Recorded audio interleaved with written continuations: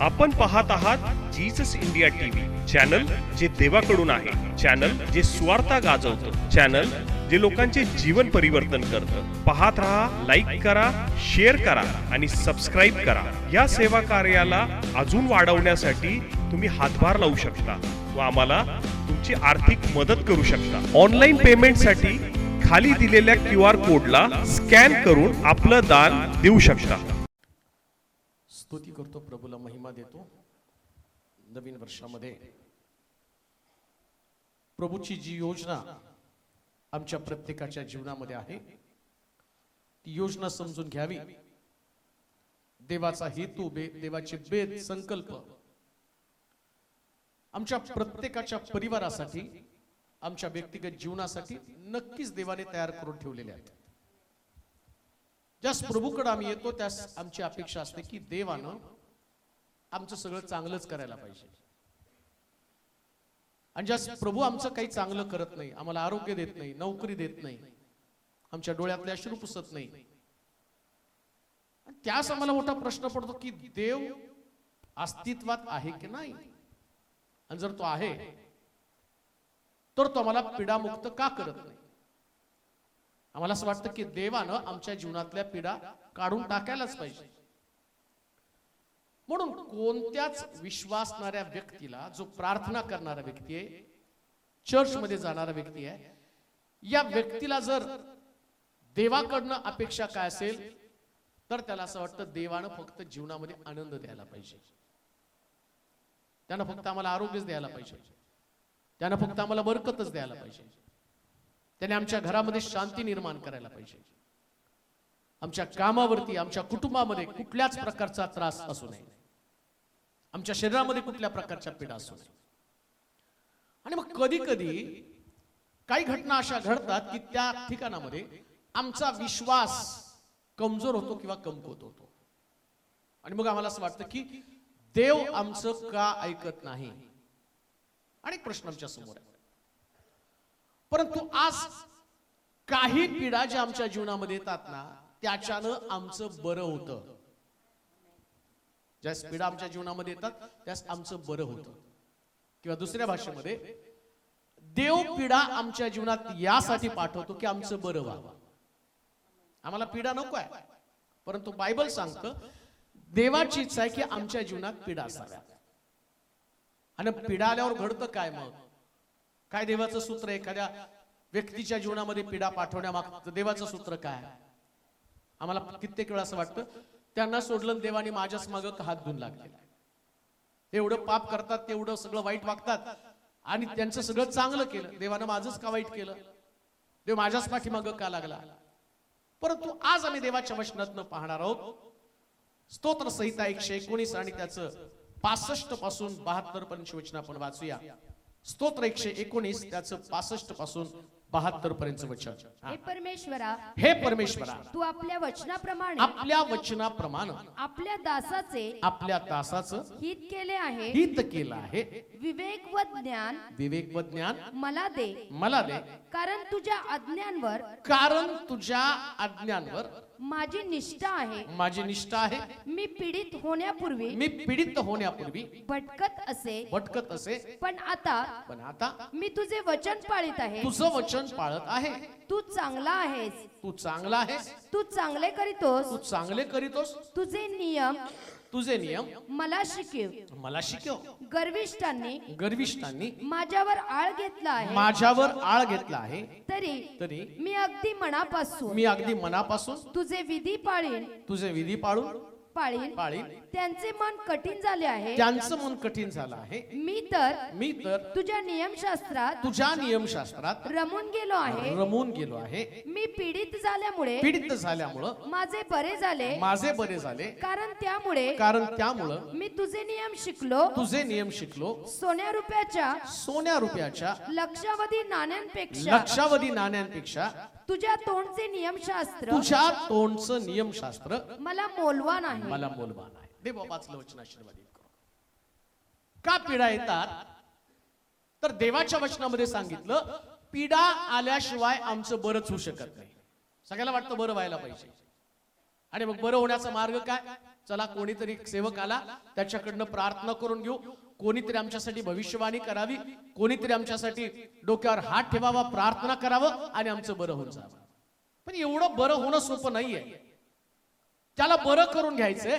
Bible सांगतं इकडं दावीद आपल्या स्तोत्रामध्ये 119 स्तोत्रामध्ये तो म्हणतो, पीडा आल्यानं माझं बरं झालं. कसं काय बरं झालं? पीडा आल्याने बरं कसं होणार आहे? दावीदाला नेमकं सांगायचं काय? परमेश्वर त्याच्या वचनात आम्हाला नेमकं काय बोध करत आहे, काय अपेक्षा आहे त्याला पीडा पाठवण्यामागचं? लेकरांना शासन करणं आई वडिलांना आवडतं का? त्यांना चापट मारणं, त्याला चटका देणं, त्याला बोलणं, त्याला शिस्त लावणं, ही गोष्ट जरी लेकरांसाठी कठीण असली आणि आई वडिलांसाठी सुद्धा आम्ही पाहतो की ती गोष्ट काही त्यांना आवडणारी गोष्ट नाही, पण कधी कधी त्यांना पीडा द्यावी लागते. काहीतरी हेतू असतो, काहीतरी शिक्षण द्यावं लागतं. आता हा दावीद सुद्धा प्रभूच्या मार्गामध्ये चालत असताना तो देवाच्या मार्गापासून दूर जाणारा व्यक्ती होता. माझ्या हृदयासारखा दावीद त्याच्या संबंधानं म्हटलेला आहे. पण तरी सुद्धा या दावीदानं व्यभिचाराचं पातक केलं, वचनामध्ये राहून सुद्धा. या दावीदानं खून केला, वचनात राहून सुद्धा. मग जेव्हा देवानं त्याच्याकडे पीडा पाठवल्या, बायबल सांगतं पीडेनं त्याचं बरं झालं. काय बरं झालं त्याच्यामध्ये पाहूया. पहिली गोष्ट 65 वचन वाचा बरं.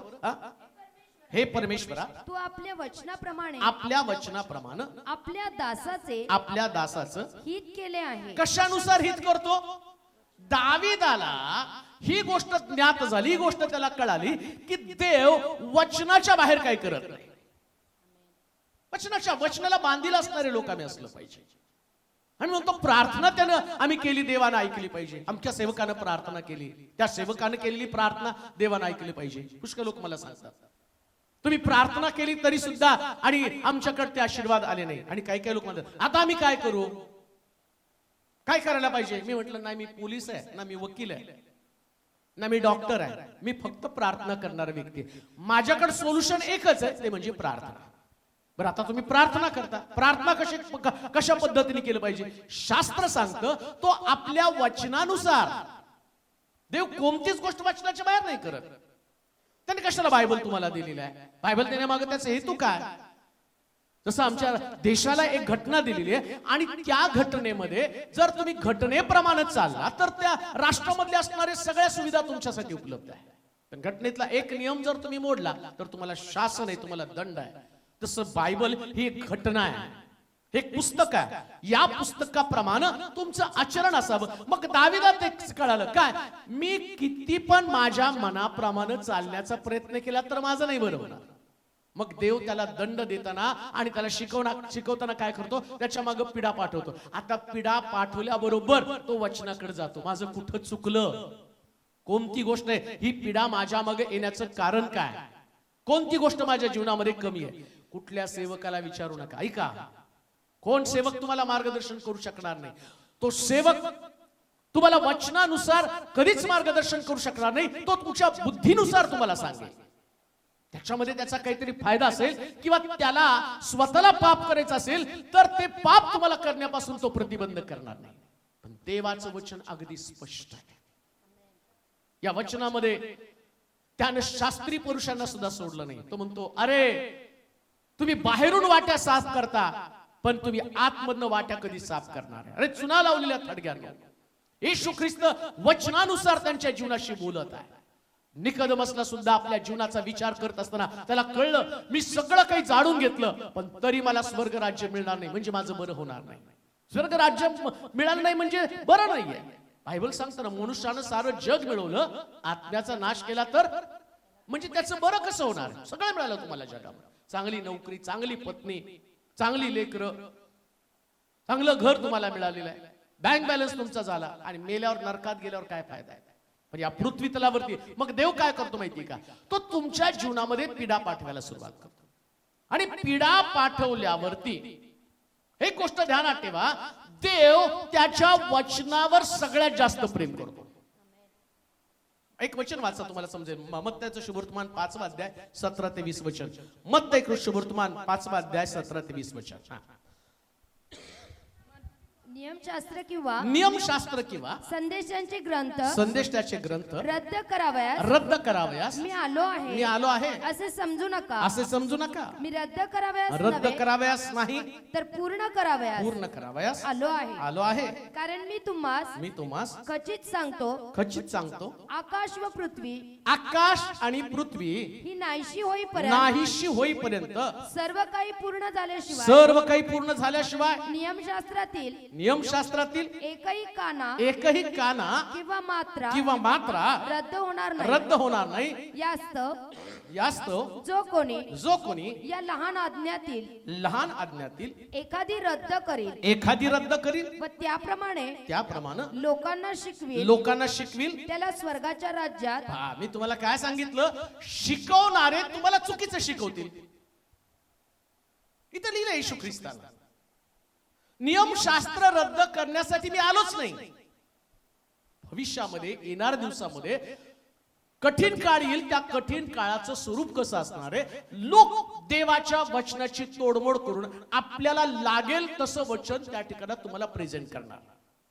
सेवक लोकांमध्ये ते काय करतील, वचनाला कुठंतरी तोडमोड करून तुमच्या समोर मांडण्याचा प्रयत्न करतील. आणि येशू काय म्हटलं माहिती का, एक गोष्ट ध्यानात ठेवा, लहान आज्ञा सुद्धा मोडली जाणार नाही, किंवा जो कोणी ही लहानातली लहान आज्ञा पाळू नका म्हणजे असं बोलणारे असतील, का जगामध्ये पीडा आहे, का परिवारामध्ये पीडा आहे, का मंडळांमध्ये पीडा आहे, आणि का ख्रिस्ती लोक आता पिढेमध्ये सापडलेले आहेत. ऐका बरं का, आजची परिस्थिती जर तुम्ही बघितलं ना, कधी कधी मला प्रश्न पडतो की देवा, तुझे लोक एवढी प्रार्थना करत आहे आणि तुझे संतगण आता पिढेमध्ये आणि संकटामध्ये अडकलेले आहेत. त्याचं उत्तर देव सांगतो, माझे लोक माझ्या लोकांना नियमशास्त्राप्रमाणे चालायला शिकत नाही. ते सगळे ख्याल्या खुशलीचं जीवन, ते सगळं आपल्याला पसंत पडणारं जीवन जगत आहे, आणि मग मी त्यांचं कसं बरं करणार.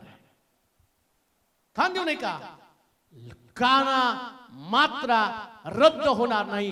जर तुमचं बरं व्हायला पाहिजे तर तुम्हाला देवाच्या वचनाकडे वळायला पाहिजे. दाविदाला हे कळालं. दाविदाला असं वाटलं, देव माझी फक्त आराधना, देव फक्त माझी प्रार्थना, देव माझं स्तुतिस्तवन एवढ्याच गोष्टीमध्ये आणि संतुष्ट आहे. आणि मग त्यानं काय केलं, देवाची आज्ञा मोडली, जे देवाच्या आज्ञेत सांगितलं. दुसऱ्याच्या स्त्रीची अभिलाषा धरू नको, आणि नेमकी दाविदाने ती अभिलाषा धरली, मोडलं त्यानं. आणि मोडल्यामुळे त्याच्या जीवनात पीडा आल्या, कुटुंब उद्ध्वस्त झालं, लेकरं देशोधडीला लागली. किती भयानक प्रकारचं संकट. घरामध्ये बलात्कार, व्यभिचाराचं पातक घरामध्ये शिरलं, इतकं वाताहत त्या व्यक्तीची झाली. मग आता दावीद अनुभवाने सांगतो, मी पीडित झाल्यानं माझं बरं झालं का, कारण मग मी नियमशास्त्रामध्ये गेलो. का माझ्या घरावरती पीडा आहे, त्याला आठवलं, त्याला कळालं, अरे देवाची इच्छा ही होती आणि ती देवाची इच्छा मी मोडली. देव बदलत नाही, त्याच्या छोट्याशा आज्ञे संबंधानं सुद्धा देव कधी बदलत नाही. छोटी पण आज्ञा असू द्या, प्रत्येक आज्ञा तुम्हाला पाळावीच लागणार आहे. सोयीप्रमाणे शास्त्र वापरू नका. मला पसंत पडतं, मला आवडतं, हे मी या पद्धतीनं करणार आहे. आणि मग आम्ही शिष्यांच्या बाबतीमध्ये तसंच घडलं ना. ते शिष्य म्हटले, एवढं कठीण कोण पाळू शकेल देवाचं वचन, मग कशाला त्याच्या मागे चालला. ईश्वरच्या मागे चालण्याचं कारण काय होतं, तुम्हाला नियमशास्त्र पाळायला नको, तुम्हाला देवाचे नियम पाळायला नको, आणि आम्ही म्हणतो आमचं बरं व्हायला पाहिजे. पण बरं कधी होणार आहे, तुम्ही नियमशास्त्राकडे वळल्यावर. पुढे वाचा बरं. आणि यास्तव जो कोणी या लहान आज्ञातील एखादी रद्द करेल व त्याप्रमाणे लोकांना शिकवेल त्याला स्वर्गाच्या राज्यात, ऐका बरं का, स्वर्गाच्या राज्यात अगदी लहान म्हणतील. काय म्हणतील त्याला? लहान म्हणतील. कितीही मोठा सेवक असेल पण देवाच्या आज्ञे संबंधानं चुकीचं शिक्षण देईल तर तो काय होईल देवाच्या राज्यामध्ये? अगदी लहान. पुढे, पण जो कोणी त्या पाळील व शिकवेल त्याला स्वर्गाच्या राज्यात मोठा म्हणतील. कोण मोठा आहे? जो देवाचं वचन जसं आहे तसं पाळायला शिकवतो तो मोठा. आम्ही म्हणतो तो सेवक मोठा. कोणता सेवक मोठा? नाही, याच्या सभेमध्ये पुष्कळ लोकांना आरोग्य मिळतो, तो नाही मोठा. आरोग्य मिळतो वचन पाळायला शिकवतो का? वचनामध्ये भेळमिसळ करतो का? हे रद्द ते रद्द, हे चालतं ते चालतं असं म्हणणारा का जो म्हणतो हे देवाला चालत नाही? सोयीप्रमाणे कोणी सुद्धा व्यक्ती बायबल मधला काना मात्रा रद्दबदल करू शकत नाही. जर जीवनातल्या पिढा निघून गेल्या पाहिजे तर त्याच्यासाठी जसा दावीद नियमशास्त्राकडे गेला, दावीद देवाच्या वचनाकडे गेला, आणि तसं आम्हाला देवाच्या वचनाकडे जावं लागणार आहे. अन्यथा आमचं बरं होणारच नाही प्रिया. ते आम्हाला आवडो अथवा न आवडो ते देवाचं मत आहे, आणि देव त्याचं मत कधी बदलत नाही. मत नाही तो म्हणला काना किंवा मात्रा. हो, काना मात्रा आम्ही अख्खीच्या अख्खी वचनच गायब करतो. पुष्कळ वेळात आम्ही म्हणतो जुना करार पण नको आणि नव्या करारामध्ये बरेच सेवक म्हणतात नाही ते पौलाला काय, पौल जरा जास्तीच सांगतो. ऐका तुम्ही, पुष्कळ सेवकांचे तुम्ही या युट्यूबचं एक माध्यम आपल्याला इतकं सुंदर मिळालं, त्याच्यामध्ये बऱ्याच सेवकांचं ऐकत असताना असं वाटतं की या लोकांना देवाची भीती आहे का नाही. ते सरळ म्हणतात पौलाने जास्तीच्या गोष्टी त्याच्यात सांगितल्या, पौलानं जास्त बोलून गेलेला आहे. मग ते म्हणतात तो जुना करार आहे त्याच्यातल्या गोष्टी रे. अहो तो म्हटला वाचा परत नियमशास्त्रातलं. कारण मी यास्तव जो कोणी या लहानात एखादी 17 कारण मी तुम्हास खचित सांगतो आकाश व पृथ्वी नाहीशी होईपर्यंत सर्व काही पूर्ण झाल्याशिवाय, आकाश आणि पृथ्वी नाहीशी होईपर्यंत सर्व काही पूर्ण झाल्याशिवाय. नियमशास्त्र बायबल जुना करार कधी संपेल? बायबल कधी संपणार आहे? मग अजून आकाश पृथ्वी आहे का नाही? मग आताच तुम्ही डिक्लेअर करता हे नको ते नको, हे नाही, हे जुन्या करारातलंय, याच्याशी का आपला काही संबंध नाही. आणि येशूनं काय सांगितलं? कोण बोललंय? कोण बोललो? हा, काय म्हणलं येशू? कारण मी तुम्हास खचित सांगतो आकाश व पृथ्वी ही नाहीशी होईपर्यंत सर्व काही पूर्ण झाल्याशिवाय नियमशास्त्रातील नियमशास्त्रातलं एकही काना किंवा मात्रा रद्द होणार नाही. यास्तव जो कोणी या लहान आज्ञातील एखादी रद्द करेल व त्याप्रमाणे लोकांना शिकविल त्याला स्वर्गाच्या राज्यात अगदी लहान म्हणतील. किती लहान हो? अगदी लहान, थेंबा एवढा. आणि म्हणतो तो किती मोठा सेवक आहे. तो म्हणतो तुम्ही सेवक म्हणता पण तो चुकीचं शिक्षण देत आहे, आणि तो चुकीचं शिक्षण देत असल्यामुळे तुमच्या जीवनात पीडा आहेत, मंडळीमध्ये पीडा आहेत, परिवारामध्ये पीडा आहेत. आणि म्हणतो देवा पीडा का? तो तुम्ही लोकांनी वचनाकडे जाण्याच्या ऐवजी सेवकाकडे गेले. तुम्ही याला कधी आपला गुरु मानलंच नाही ना. येशूला सुद्धा म्हटले अरे उत्तम गुरुजी. तो म्हटला मला उत्तम का म्हणता? येशूने सुद्धा म्हटलं मी उत्तम नाही. गुरुजी म्हणून त्याच्याकडे गेल्यावर तो म्हटला उत्तम फक्त वर आहे, तो देव आहे. मग येशू तर शिक्षण देणारा होता, पण त्यानं देवाला प्रगट केलं. कांदू नाही का? आम्ही देवाच्या वचनाकडेच लक्ष लावलं पाहिजे, आपल्या मनाप्रमाणे नाही चालू शकत. मला वाटतं माझं देवावरती जास्त, कधी कधी म्हणतो नाही माझं देवावरती जास्त प्रेम आहे. देवावर प्रेम करणारे लोक त्याच्या आज्ञा पाळतात. जो कोणी माझ्यावर प्रीती करतो तो माझ्या आज्ञा पाळेल. सोपं आहे. आणि देवाच्या आज्ञा मग ती लहानातली लहान आज्ञा असू द्या, छोट्यामधली छोटी आज्ञा असू द्या, प्रत्येक आज्ञा तुम्हाला पाळावीच लागणार. का? दाविदाला कळलं पीडा जर गेल्या पाहिजे तर आज्ञा पालन केलं पाहिजे. लक्षात घ्या, तुमच्या जीवनातल्या पीडा जाण्याचं माध्यम कोणतं? दावीद म्हणतो पीडा येण्यापूर्वी मी नियमशास्त्राकडे जात नव्हतो. म्हणजे जसं मला वाटेल तसं, मला वाटेल त्यावेळेस मी प्रार्थना करायचो, मला वाटेल त्या प्रार्थना केल्यावर मला वाटेल तसं मी वागत होतो. कधी कधी आम्ही वागताना सुद्धा एकाच गोष्टीला जमेला धरून म्हणतो नाही मी प्रार्थना करतो ना, मी चर्चला जातो ना. तुमची प्रार्थना, तुमचं चर्चला जाणं याच्यापेक्षा देव तुम्हाला वचनातनं तपासत असतो. वचनाप्रमाणे जीवन जगता का? ठीक आहे तुम्ही चर्चला जाता, चर्चला जाऊन काय एखादा विद्यार्थी शाळेमध्ये जातो, मग काय तो लगेच इंजिनियर बनतो का?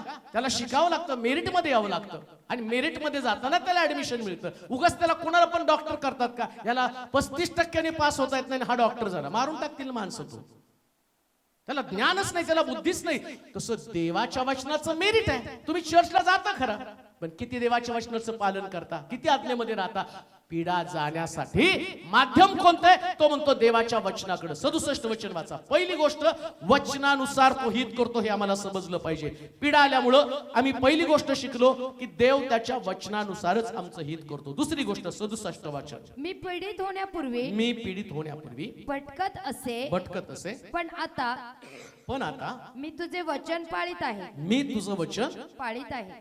आता काय? दुसरी गोष्ट, दावीद म्हणतो माझ्याकडे पीडा आल्या हे बरं झालं. का बरं झालं? त्याला स्पष्ट सांगितलं, पीडा येण्यापूर्वी मी भटकत होतो. म्हणजे काय करत होता? वचन ऐकायचं आणि मनाप्रमाणे भटकणं म्हणजे मार्ग सोडून जाणं, आपल्या इच्छेप्रमाणे चालणं, वचनाकडे दुर्लक्ष करणं.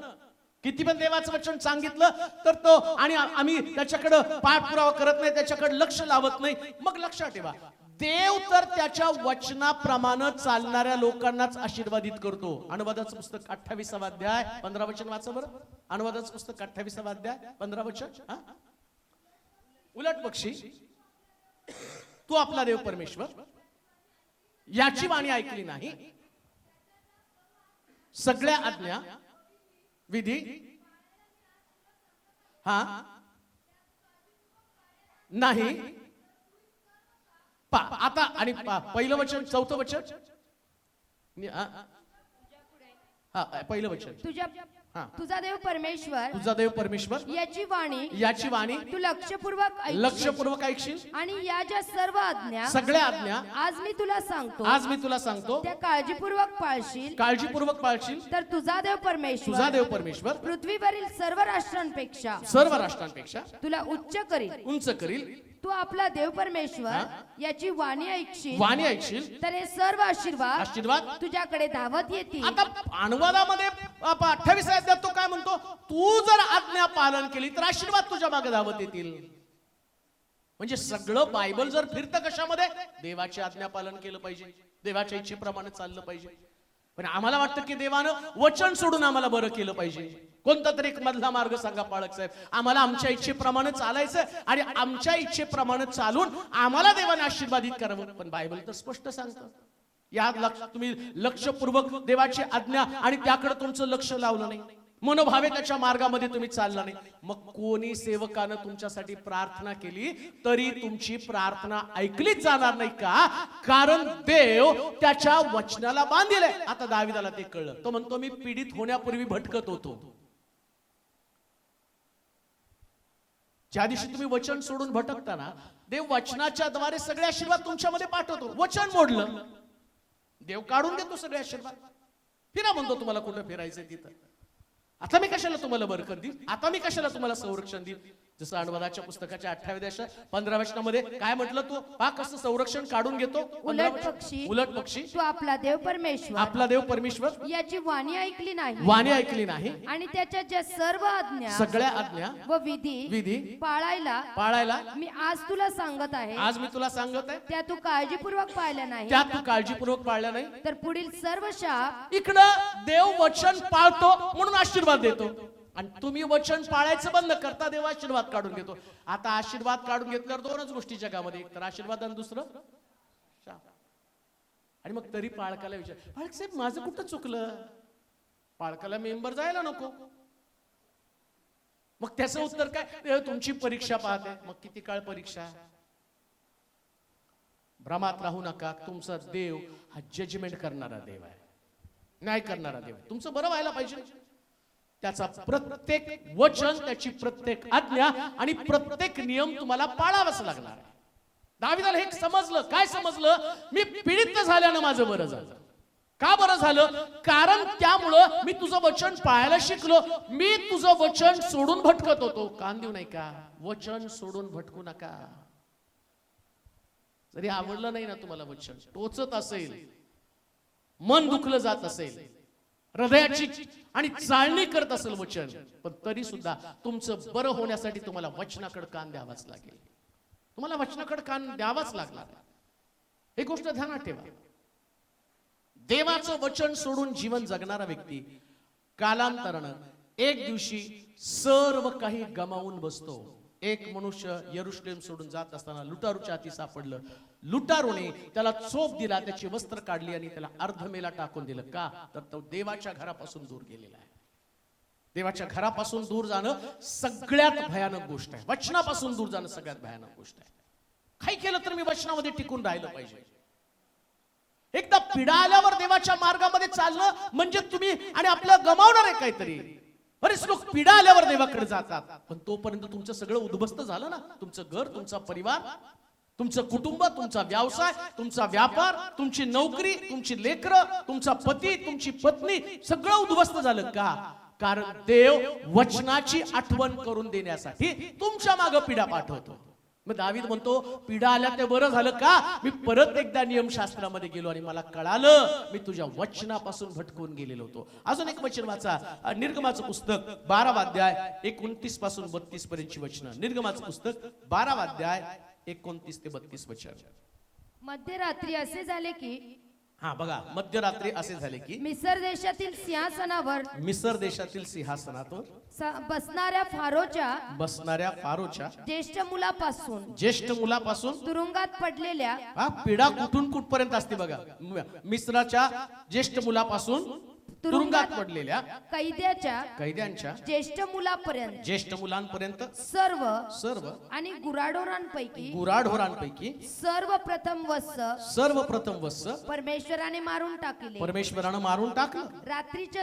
रात्रीच्या समयी फारो त्याचे सर्व सेवक आणि सगळे मिस्री लोक जागे झाले आणि मिसर देशात मोठा हाहाकार उडाला. कारण ज्यात कोणी मेला नव्हता असे एकही घर राहिलं नव्हतं. तेव्हा फारोने रातोरात मोशे व अहरोन यांना बोलावून सांगितलं, तुम्ही व सगळे इस्रायल लोक माझ्या लोकातून निघून जा. तुम्ही म्हणता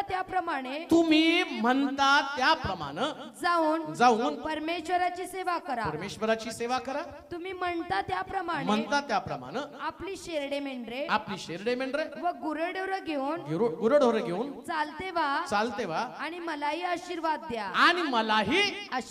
कधी आशीर्वाद द्या? तुमच्या देवानं जे सांगितलं तुम्हाला ते करायला जा. तुम्ही आशीर्वादित होणार, मग आम्ही आशीर्वादित होणार.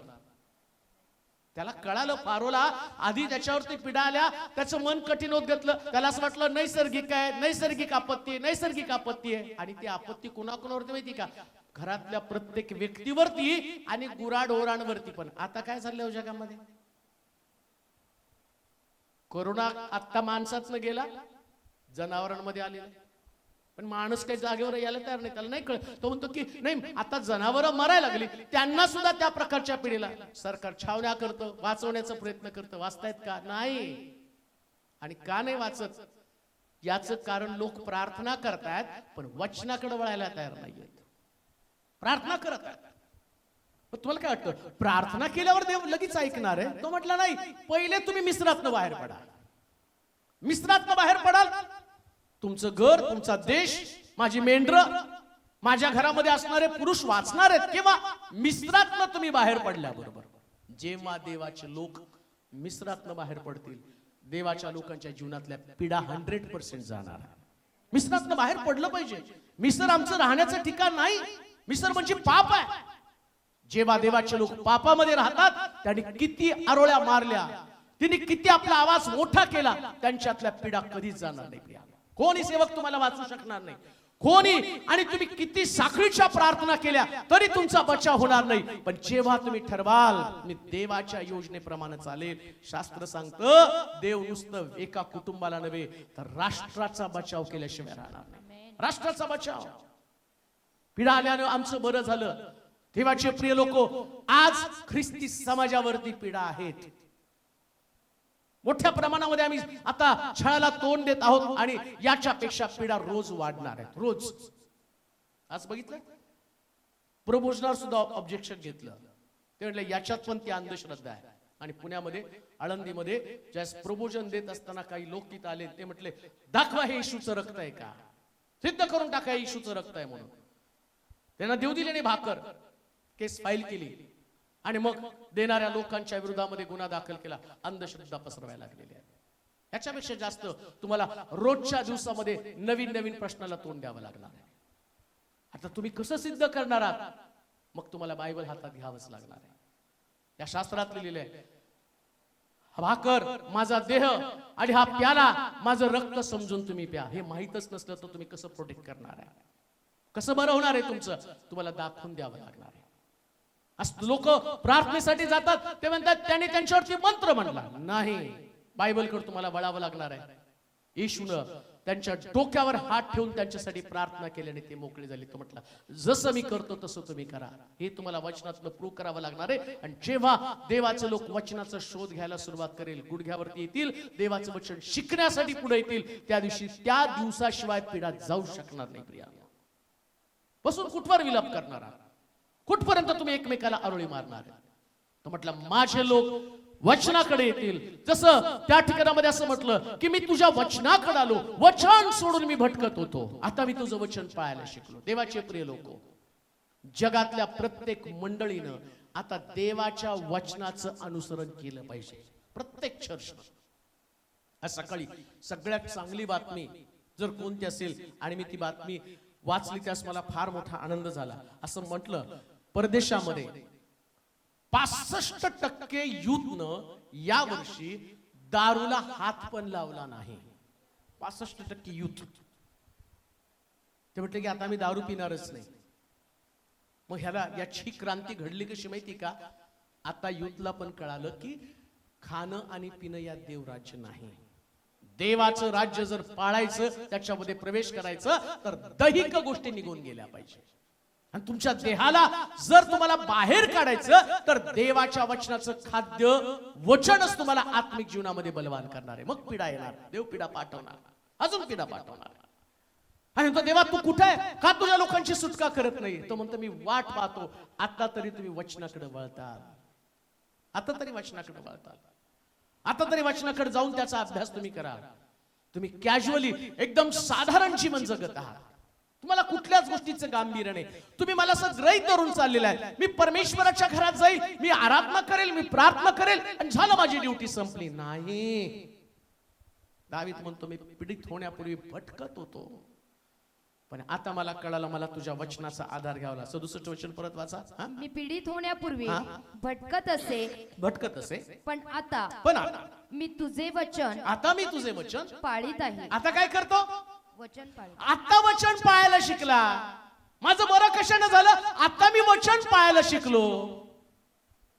वचन पाळायला शिकणं हे तुमच्या जीवनामध्ये अत्यावश्यक. बरं होण्यासाठी वचनच पाळलं पाहिजे. उगा पोपटासारखं नाही बोलायचं, देवा मी तुझ्यावर प्रेम करतो, मी तुझ्यावर प्रेम करतो, मी तुझ्यावर प्रेम करतो, तर वचन फार सोपं आहे. देवा माझं तुझ्यावर प्रेम आहे बोलायला. तसं तो मुलगा पण मुलीला म्हणतो आय लव्ह यू, मी तुझ्यासाठी सगळं काही करेल. आणि लग्न होईपर्यंत बघा त्यांचं, आपण खड्डे मारू, आमकं करू, एकत्र राहू. लग्न झाल्यावर महिनाभरात खड्डे बी बोल हे बी बोल, त्यांनाच खड्डा पडून गेले. बोलणं सोपं आहे, देवाला बोलणार नाही तर आज्ञा पालन करणार लोकांची गरज. पीडित झाल्यानं माझं बरं झालं.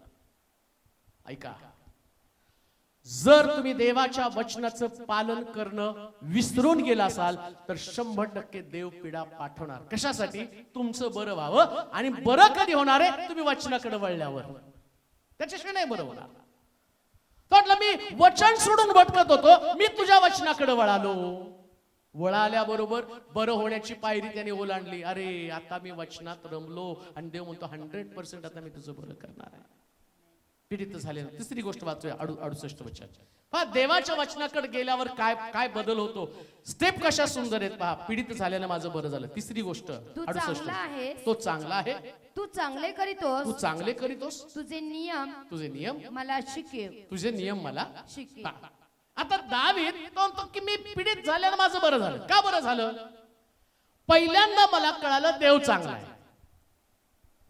म्हणजे याच्या आधी त्याला कोण चांगलं वाटत होतं? त्याला वाटत होतं मिखल चांगली, तिच्यावर त्याचा जीव जडला. त्याला असं वाटलं सैनिकाची पत्नी चांगली आहे, तिच्यावर त्याचा जीव जडला. त्याला वाटलं मुलं चांगली, मुलांवर त्याचा जीव जडला. मुलं दाविदाचं राजपदच घालवायला बसले. बाप नको राजा आहे, त्यांनी बंड केलं.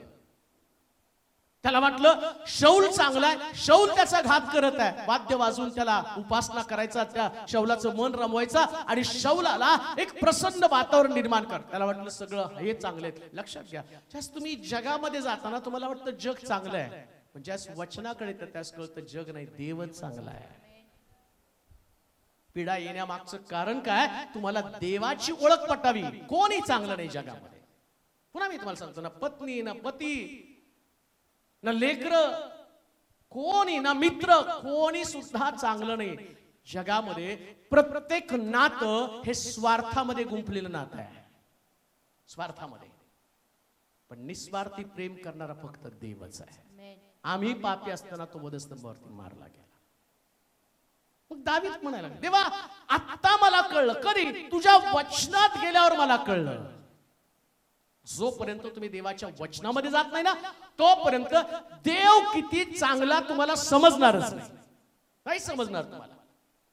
मग तुम्हाला असं वाटतं की नाही देव चांगला नाही, तो का माझं ऐकत नाही. मग बरेच लोक म्हणतात नाही मी नाही चर्चला येणार. का नाही? नाही देव माझं ऐकत नाही. ऐकायला तू काय महाराज आहे का? तू पंतप्रधान? तू कोणी देवापेक्षा मोठा आहे का? देवानं तुमचं नाही ऐकायचं, तुम्ही देवाचं ऐकायचं, मग देव चांगला आहे. तुम्ही म्हणाल माझं देवाने ऐकायला पाहिजे. देव म्हणतो नाही, तू मला बांधला नाही, तू मला नाही घडवलं, मी तुला घडवलेलं आहे. तुम्ही देवाला घडवलं का? म्हणून तो म्हटलं माझ्यासाठी, आपल्यासाठी कोरीव मूर्ती. देवाचा नियम आहे आपल्यासाठी कोरीव मूर्ती. का देवाने नियम दिला? या माणसाला ती घमेंड असलं मी देव बनवला म्हणून. तो देव हुशार आहे. तो म्हटला आपल्यासाठी कोरीव मूर्ती का? तर तुझ्या डोक्यात कधीच येऊ नये मी देवाला बनवलं. आणि मग तो म्हटला मी मूर्तीमध्ये राहत नाही, मी तुझ्यामध्ये राहतो. तुझ्यामध्ये राहण्याचा उद्देश, देवाला आमच्यामध्ये राहण्याचा उद्देश काय माहिती का? तू वाटतं म्हणून मला हृदयात घेऊ शकत नाही, मी ठरवलं तरच तुझ्या हृदयामध्ये येणार आहे. तुला वाटतं म्हणून नाही मी तुझ्या हृदयात, मी ठरवलं तर. आम्ही द्वाराशिवाय द्वार ठोकीत आहे, जो कोणी माझी वाणी ऐकतो, दार उघडतो, मी आतमध्ये येईल, मग मी आतमध्ये येईल. दार उघडल्यावर आतमध्ये येणार आहे. तू ये म्हटलं ना नाही येणार. तुला दार उघडावं लागेल, मी ठोकलेलं ऐकावं लागणार आहे. आता तो काय म्हणतो दावीद, मला कळालं तू चांगला आहे, तू नाही वाईट, तू चांगला आहे. आणि तो चांगला आहे तर आता तो देवाला एक गोष्ट सांगतो. तो काय म्हणतो, मला चांगुलपणाचा नियम शिकव. असंच लिहिलं, वाचा बरं. तू चांगला आहेस, तू चांगला आहेस, तू चांगले करीतोस, चांगले करीतोस, तुझे नियम मला शिकव, तुझे नियम मला शिकव. कोणते नियम? देव चांगला आहे, तो काय करतो? चांगले करीतो. कोणता नियम आहे? देव चांगला आहे आणि तो काय करतो? चांगले करीतो. दावीद ज्यावेळेस पीडित झाला ना, तो आपल्या जीवनामध्ये आपली तपासणी करत आहे. त्याला कळलं देव चांगला आहे, तो चांगलं करतो. मग तो तुझा नियम मला शिकव ना. देव चांगला आहे, तो चांगलं करतो, तर आम्हाला चांगलं बनावं लागलं ना. नियम आहे हा, नियम आहे देवाचा. आम्ही वाईट बनणार आणि देवाला म्हणणार चांगलं कर. कसं होणार तुमचं चांगलं? तुम्हाला चांगलं बनावं लागणार आहे. नियम आहे तो. मला असं वाटलं नाही मी अरे प्रार्थना करणं नाही, तुला चांगलं बन. एक वचन वाचा म्हणजे तुम्हाला समजेल. गलती करायचं पत्र 6 अध्याय 9 ते 10 वचन. गलती करायचं पत्र 6 अध्याय 9 आणि 10 वचन वाचा बरं. गलती करायचं पत्र 6 अध्याय 9.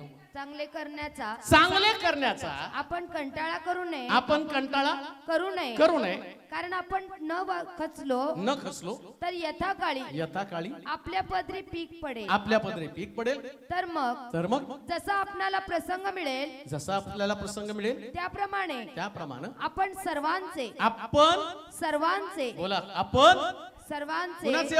सर्वांचे ब्रॅकेट मधल्या व्यक्तीचं नाही. देवाचा नियम काय? देव चांगला आहे. कुणासाठी चांगला आहे? मग चांगल्या देवाची ओळख पटल्यावर आम्हाला देवासारखं बनायचं ना. नियम आहे तो. तुमचं चांगलं व्हायला पाहिजे. म्हणतो प्रभू आमच्यातल्या पीडा काढून टाक, आमचं बरं कर. दावीद म्हटला तुझा नियम मला शिकव. कोणता नियम? तू चांगला आहे, तू चांगलं करतो. आता गलती करायच्या पत्रामध्ये पौल तोच नियम देतो. तो काय म्हणतो? चांगलं करण्याचा कंटाळा. आणि सगळ्यात जास्त आम्हाला चांगलं करण्याचा कंटाळा येतो नाही का? प्रार्थना करण्याचा नाही कंटाळा येतो. कशाचा कंटाळा येतो? चांगलं करण्याचा. सगळ्याचा. आम्ही तिथं असं म्हटलं सर्वांचं चांगलं कर. सर्वांचं म्हणजे जे तुमचं वाईट चिंतितात त्यांचं पण चांगलंच करा. त्यांच्यासाठी खोडा निर्माण करू नका, त्यांच्या मार्गामध्ये अडखळ निर्माण करू नका. नियम काय? त्याचं चांगुल पण पाहायचं ना, मग तुमचं चांगलं द्या. हे काय आपल्यासारखं नाही जुना टीव्ही घ्या नवा टीव्ही देऊन जा, नाही. इथं जुनं नवं काही चालत नाही. इथं ओरिजिनल ज्या मापानं द्याल. मग आम्ही म्हणतो नाही देवा तुला, अरे तू माझ्यापर्यंत मनोड कशी करणार चांगुलपणाची? देवाशी माझं चांगलं आहे, माणसाशी चांगलं तर देवाशी चांगलं ना. आम्ही म्हणतो नाही देवा, देवासाठी मी मरायला तयार आहे, माणसासाठी मेला तर देवासाठी मरणार आहे. असं नाही की मी कसं मरणार सांग बरं माणसासाठी, देवासाठी कसं मरणार आहे? मला ती व्याख्या तर सांगा. नाही मी देवासाठी मरायला तयार. कसं मरणार आहे?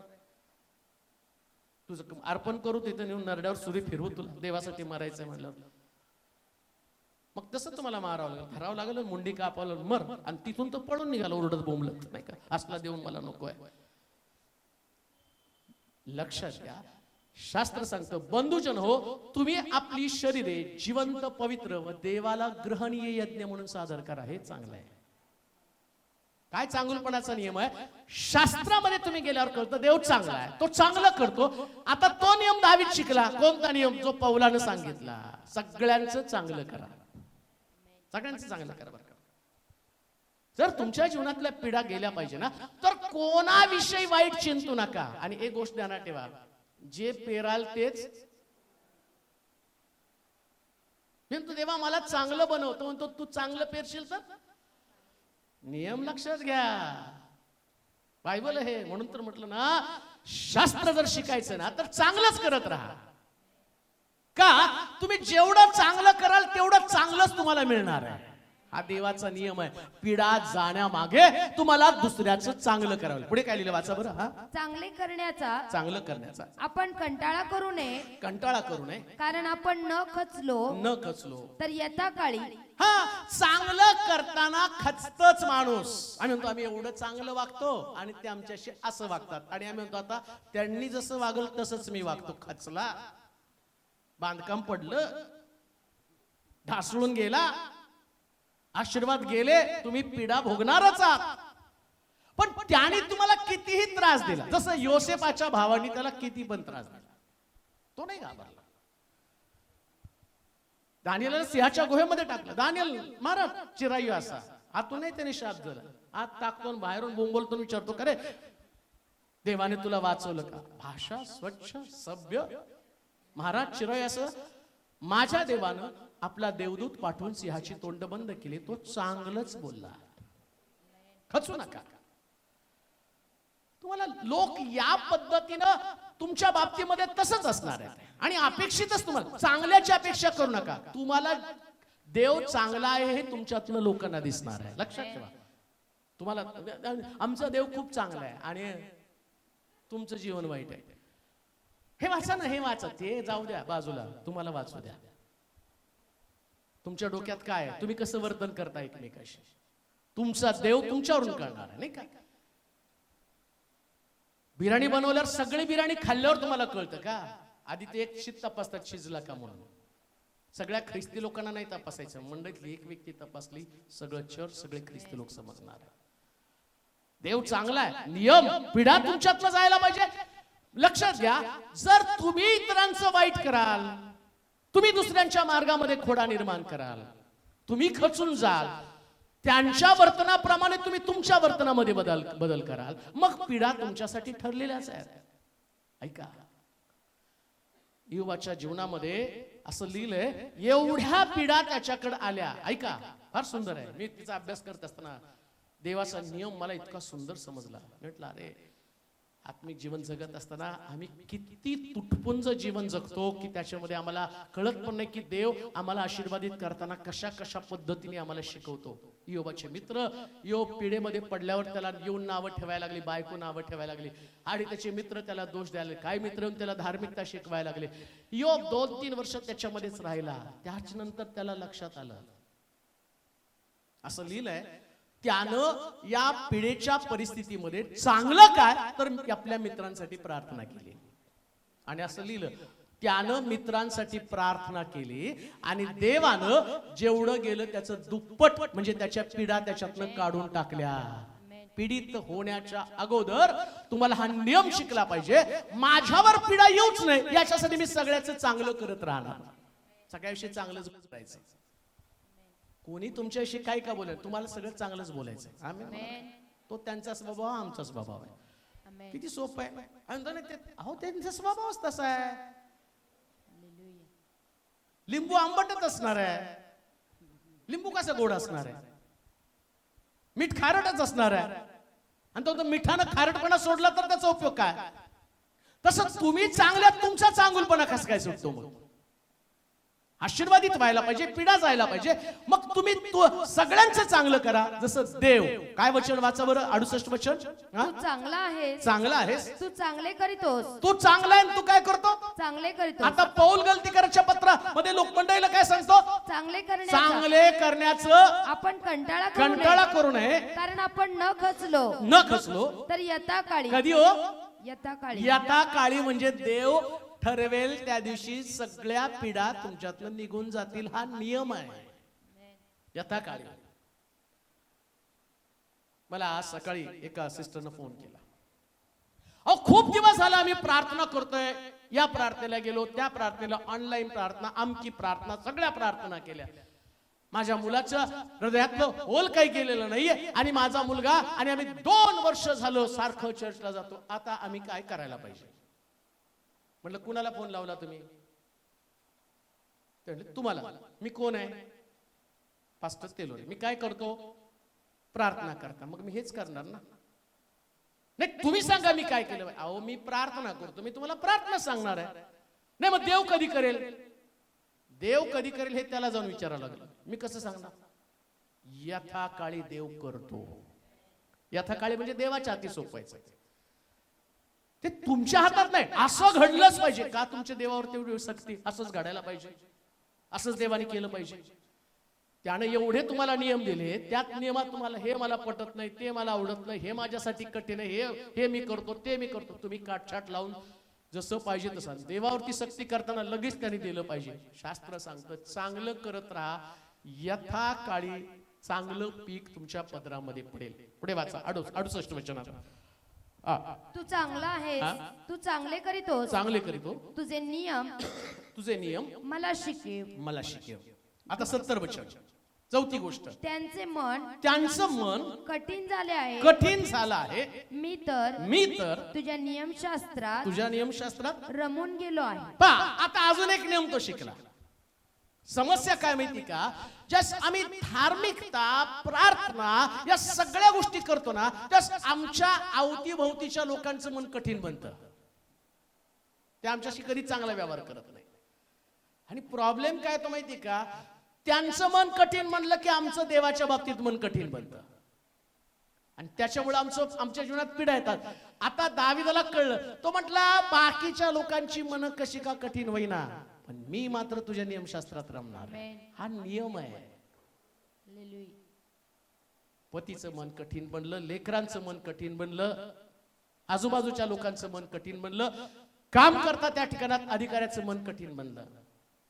त्यानंतर प्रार्थना आम्ही करतो, देवा या लोकांचं मन कठीण बनलं. कशासाठी कठीण बनलं, तू नियमशास्त्राकडे जावं, नियमशास्त्रातल्या देवाच्या वचनाचा आधार घ्यावा. आता नियमशास्त्रातल्या बायबल उघडल्याबरोबर तुम्हाला कळतं, देवानं फारोचं मन कठीण केलं. बायबल उघडल्यावर काय कळतं, देवानं कोणी मन कठीण केलं. मन कठीण कोण करतं, मग आम्ही म्हणायचं देवानं मन कठीण केलं. मग आम्ही म्हणतो देवा यांचं मन तू एवढं कठीण केलं, माझं कसं होणार, मी चमत्कार घडवणार. जेव्हा जेव्हा फारोचं मन कठीण घडलं, देवानं आपला हात त्या ठिकाणामध्ये दाखवला. मागच्या काही दिवसामध्ये एक सिस्टर आपल्याकडं प्रार्थनेसाठी आल्या होत्या. त्यांची नोकरी गेली होती, त्या बॉसने त्यांना कामावून काढून टाकलं आणि त्यांना सांगितलं की तुम्हाला आता दुसरीकडे जॉब शोधा. आणि मग इथं आले, त्यांनी चर्चमध्ये शुक्रवारची प्रार्थना अटेंड केली, घरी गेली. तिकडून पण मला मेसेज केला आणि सांगितलं की त्याच ठिकाणामध्ये मला त्याच ठिकाणात बॉसने मला परत बोलवावं आणि त्याच नोकरीवरती ठेवावं. आम्ही एवढ्या साक्षी ऐकून ते घडवल्या. मग प्रार्थना करायचो. मग ते म्हणजे नाही, बॉसने बोलवलं, नाहीच म्हणतो तो, नाहीच म्हणतो तो, नाहीच म्हणतो तो, नाहीच म्हणतो. आणि सारखं नाही नाही ऐकून त्यांचं ते उत्तर देऊन देऊन मी बी कंटाळतो. पण काल त्यांचा मेसेज आला, मास्टर त्या बॉसने मला कामावर ठेवलं नाही, पण आता जी नोकरी मला मिळाली, पगार पण जास्त नाही, काम पण आरामशीर बसून काम आहे. देव एखाद्या व्यक्तीचं मन कठीण करतो ना, त्यावेळेस तुम्ही देवाच्या वचनात टिकून राहाल तर अद्भुत चमत्कार अनुभवायला शिकाल. अद्भुत चमत्कार हा देवाचा नियम आहे. पिढ्याकडे पाहू नका, या व्यक्तीचं अंतकरण कठीण आहे, ही पिढा आहे. या व्यक्तीचं अंतकरण कठीण आहे. मग या कठीण अंतकरणामध्ये जे काही तो तुम्हाला त्रास देईल, शद्रक मेशक अबेदनगो समूहानं लोकांचं अंतकरण कठीण झालं. त्यांनी यांना पाहिलं हे प्रार्थना करते, त्यांना उचलून त्यानं भट्टीमध्ये टाकलं. मन कठीण झालं ना त्यांचं. त्यांचं मन कठीण झाल्यामुळे त्यांना भट्टीत टाकलं. आणि कठीण हृदयाचे लोक या शद्रक मेशक अबेदनगोचा तमाशा बघायला लागले. राजा पण तिथं बाजूला आहे. राजा म्हणतो मी टाकले 3, फिरतायत 4 जण, आणि मी भट्टीमध्ये टाकलं, भट्टीत त्यांनी जळायला पाहिजे. अरे म्हणलं टाकणारे जळाले. टाकणारे काय होतात? जळतात. कोण जळतं? टाकणारे. कोण जळू नका. कोण जळतं? टाकणारे. तुम्हाला भट्टीत टाकणारे. कोणासाठी भट्टी तयार करणं म्हणजे ती जळतात. आणि लक्षात घ्या, जस लोक तुमच्यावर जळतात त्यास देव तुम्हाला मोकळं करतो. म्हणून त्या गाडीवर लिहिले असतं, जलने वाले को और जला दो. गाडीवर फार सुंदर असायचं पूर्वी का, जलने वाले को, का जलने वाले को और जला दो. अरे तुम्हाला मिरॅकल बघायचंच ना, तुम्ही नुसतं म्हणायचं नाही ते खूप जळतात, नका डायलॉग मारू. ते जळतात, हे जळतात, ते जळून द्या, राख होऊ द्या त्यांची. तुम्ही भट्टीमध्ये पडा. भट्टीत पडल्यावर देवाचा पुत्र तुमच्या बरोबर येऊन तुम्हाला फेलोशिप, तुम्हाला संगती देईल. राजा म्हणतो यांना बाहेर काढा. आणि शास्त्र सांगतं मन कठीण झालं, राजानं त्यांना बाहेर काढलं. आणि असं लिहिलं, राजानं त्यांना उच्च पदावरती पदस्थ केलं, उच्च पदावरती त्यांना ठेवलं. हा नियम आहे. पिढा आल्याबरोबर तुमच्यासाठी चांगली बातमी असतीच. पिढा आली की चांगली बातमी. दुसऱ्या भाषेत मी सांगतो, तार येते कधी कधी, अमके अमके डिश झाले, पण दुसरी बातमी ती प्रॉपर्टी तुमच्या नावावर आहे. थोड्या रडला रड जातात, सांगतात तुमच्या नावावर 100 कोटी ठेवून गेले. किती खुश. ते रडाव का हसाव प्रश्न पडत नाही. म्हणजे जेव्हा पिढा येते ना, त्याच्या मागे चांगली बातमी पण असते. बिब्लिकली चांगली बातमी. काय चांगली बातमी? इथं सांगितल्याप्रमाणे लोकांचं मन कठीण झालं, पण काय लिहिलं? मी तर तुझ्या नियमशास्त्रात रमून गेलो आहे. लोकांचं मन, नवऱ्याचं मन कठीण आहे, तो शिवीगाळ करतो. तुम्ही बायबल वाचत, तुम्ही भांडत नाही बसत, तुम्ही बायबल घेता रमून. रमणं कळतं का तुम्हाला? रमणं म्हणजे दुसरं, टीव्ही बघणाऱ्या माणसाला रमणं कळतं नाही. टीव्ही नको आता, मोबाईल. ते स्वतःचा पाय पण चुलीत घालला कमी करणार नाही. रमले त्याच्यामध्ये तर त्यांना ते लाकूड घातलं का पाय घातलं ते बी कळत नाही. त्याला रमणं म्हटलं. बघतात टीव्ही, ते व्हिडिओ तुम्ही बघितलं नाही, तसंच असतं. ती पोराला, मी तर परवा व्हिडिओ बघितलं, कुत्रं तिथं बसलं, बाई भाकरी तापत होती आणि त्या कुत्र्याचा पाय ओढायला लागले, चुलीत घालायला, तर कुत्रं बोंबलायला लागलं, बाई माझा पाय चाललाय चुलीमध्ये. का तर ती मोबाईल बघत बघत स्वयंपाक करत होती. त्याला रमणं म्हटलेलं आहे. जगात काही का चालेना, परिस्थिती कशी का असेना, आम्ही बायबल उघडतो आणि त्याच्यामध्ये रमतो. का? कारण याच्यानं पिढा निघून जातात. त्याच्याकडे बघू नका, त्याचं मन कठीण राहू द्या. कठीण आम्ही देवाच्या वचनाकडे जायचं, आम्ही नाही बाद घालत बसायचं. आता 5व्या गोष्टीमध्ये काय सुंदर त्याने म्हटले, वाचा 71-72 वचन. मी पीडित झाल्यामुळं माझे बरे बरं झालं, कारण त्यामुळं मी तुझे नियम शिकलो. सोन्या रुपयाच्या लक्षावधी नाण्यांपेक्षा तुझ्या तोंडचे नियमशास्त्र मला मौल्यवान आहे. आता त्याला एक नियम शिकला. तो काय नियम शिकला माहिती का? तो म्हटला नियमशास्त्रच मौल्यवान. आधी त्यानं बरं होण्यासाठी, पिढा जाण्यासाठी अनेक प्रकारचे मार्ग तपासले. जसं आम्ही पाहतो रक्तस्रावी स्त्री, तिच्यातल्या पिढा आहे. रक्ताचा झरा सुकावा, तिथं असं लिहिलं की त्या स्त्रीनं अनेक वैद्यांकडं, अनेक हाकिमांकडे गेली आणि सगळं होतं नव्हतं ते खर्च केलं. सगळं सोनं पैसा जेवढी प्रॉपर्टी होती तेवढी खर्च केली. आणि असं लिहिलं की ती सगळ्यांकडनं तिने हाल सोसले. आता शेवटचा मार्ग तिने तपासायचं सुरुवात केली. ते म्हटले जाते आणि त्याच्या वस्त्राच्या गोंड्याला, हा शेवटचा मार्ग. सगळे मार्ग जगामध्ये करून झाले असतील, शेवटचा मार्ग हाच मार्ग शेवटचा आहे. आणि हा 100% सोन्या रुपयापेक्षा मौल्यवान आहे. तुमच्याकडे जर देवाचं वचन आहे ना, तर तुम्ही सगळ्यात जास्त धनवान लोक आहात. हा? सगळ्यात जास्त धनवान. मी स्वतःला सगळ्यात जास्त धनवान समजतो, कारण देव मला रोज नवीन नवीन वचनाचं रिव्हिलेशन देतो. आणि मला आवडतं की अरे प्रभू मला एवढं कसं काय देत आहे, नवीन नवीन काहीतरी देत आहे. सगळे मार्ग तपासून होतील. लक्षात ठेवा, ज्यावेळेस पीडा आल्यानं आम्हाला मार्ग सापडतो, पीडा आल्याशिवाय मार्ग सापडू शकत नाही. पीडा आल्यावरच मार्ग सापडतो. मग विचारतो बाळासाहेब काय करू सांगा, उपास करू? त्याच्या आधी उपास पण करणार नाही. खा खा खाऊन चर्च मध्ये डुलक्या मारतील. पीडा आल्याबरोबर असे उपास करतील की विचारायला नको. देवाचं वचन असं डोळ्यात बोला बोला बोला बाळासाहेब बोला. किती वाजता येऊ प्रार्थनेला?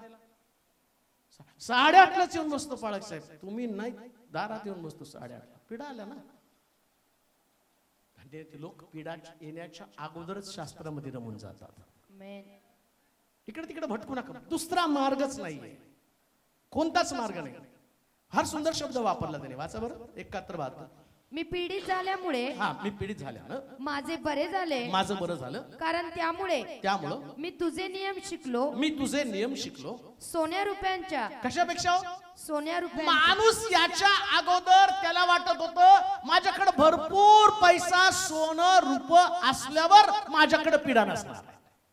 मग तो सकाळी उठल्यापासून धावपळ धावपळ धावपळ, बिझनेस, नोकरी, अमक तमक.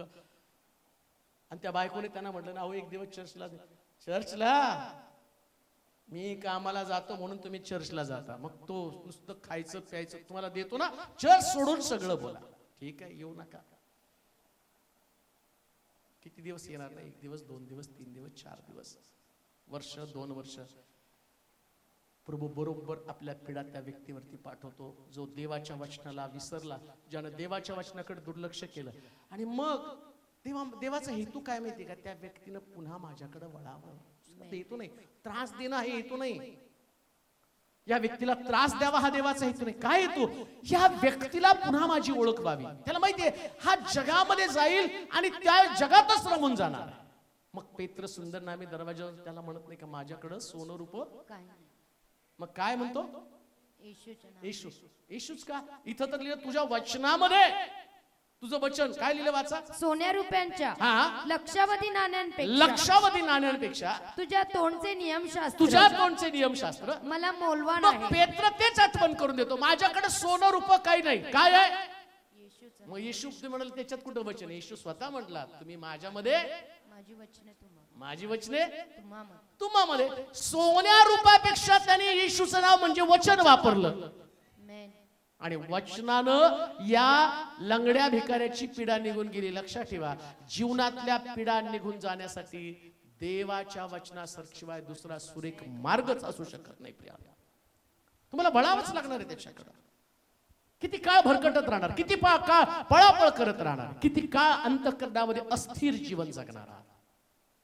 कधी अस्थिर बनू नका, कधी चंचल बनू नका.